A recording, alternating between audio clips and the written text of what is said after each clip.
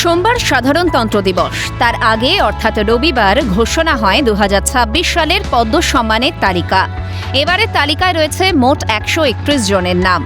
এবারে বাংলা থেকে পদ্মশ্রী পাচ্ছেন মোট 11 জন। শিল্পকলায় বিশেষ অবদানের জন্য পদ্মশ্রী পাচ্ছেন অভিনয়ের জগৎ থেকে প্রসেনজিৎ চট্টোপাধ্যায়, তাঁতশিল্পে অবদানের জন্য জ্যোতিষ দেবনাথ, কাঁথা শিল্পে তৃপ্তি মুখোপাধ্যায়, সন্তুর বাদক তরুণ ভট্টাচার্য এবং নাট্য ব্যক্তিত্ব হরিমাধব মুখোপাধ্যায় ও কুমার বোস। অন্যদিকে সাহিত্য শিক্ষা থেকে পদ্মশ্রী লাভ করছেন মহেন্দ্রনাথ রায়, অশোক কুমার হালদার, গম্ভীর সিং ইয়ঞ্জন, রবিলাল টুডু। এছাড়াও মেডিসিন বিভাগ থেকে পদ্মশ্রী পাচ্ছেন সরোজ মণ্ডল। মাত্র 6 বছর বয়সে ছোট্ট জিজ্ঞাসাতে শিশু শিল্পী হিসেবে আত্মপ্রকাশ করেন প্রসেনজিৎ চট্টোপাধ্যায়। এরপর 80-র দশক থেকে পাকাপাকিভাবে বড় পর্দায় কাজ শুরু করেন পূর্ব বর্ধমানের কালনার তাঁতশিল্পী জ্যোতিষ দেবনাথ।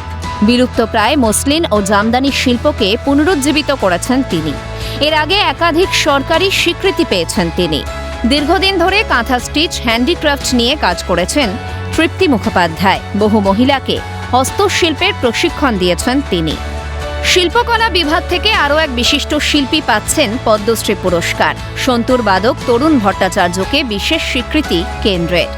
থিয়েটার শিল্পে অকল্পনীয় অবদান রাখার জন্য মরণোত্তর পদ্মশ্রী সম্মান পাচ্ছেন বালুরঘাটের বিশিষ্ট নাট্য ব্যক্তিত্ব হরিমাধব মুখোপাধ্যায়।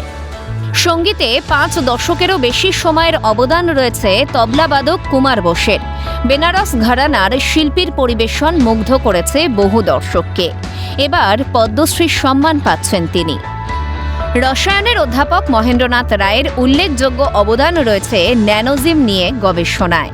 প্রথম জীবনে রেলের কর্মী ছিলেন অশোক কুমার হালদার। পরবর্তীতে বিশেষ অবদান রাখেন সাহিত্য জগতে। দলিত লেখক হিসেবে পাচ্ছেন পদ্মশ্রী সম্মান। গোটা জীবন কাটিয়েছেন পাহাড়ের গাছগাছালি নিয়ে। সাধনাই হল হিমালয়ের ঔষধি বৃক্ষ। তাই এবার পদ্মশ্রী পাচ্ছেন কালিম্পং কলেজের প্রাক্তন অধ্যক্ষ গম্ভীর সিং ইয়ঞ্জন। সাঁওতালি সাহিত্যে অবদানের জন্য পদ্মশ্রী পুরস্কার পাচ্ছেন কালনার বাদলার নোয়ারার বাসিন্দা রবিলাল টুডু। 2022 সালে রাজ্য সরকার তাকে বঙ্গভূষণে পুরস্কৃত করেছিল।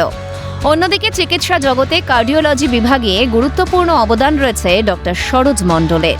প্রতি বছরই পদ্ম পুরস্কারগুলি সাধারণতন্ত্র দিবস উপলক্ষে ঘোষণা হয়। এরপর মার্চ বা এপ্রিল মাসে রাষ্ট্রপতি ভবনে অনুষ্ঠিত একটি জমকালো অনুষ্ঠানের দ্বারা রাষ্ট্রপতি পুরস্কার ও সম্মাননা প্রাপকদের হাতে তুলে দেন। ক্যালকাটা নিউজ।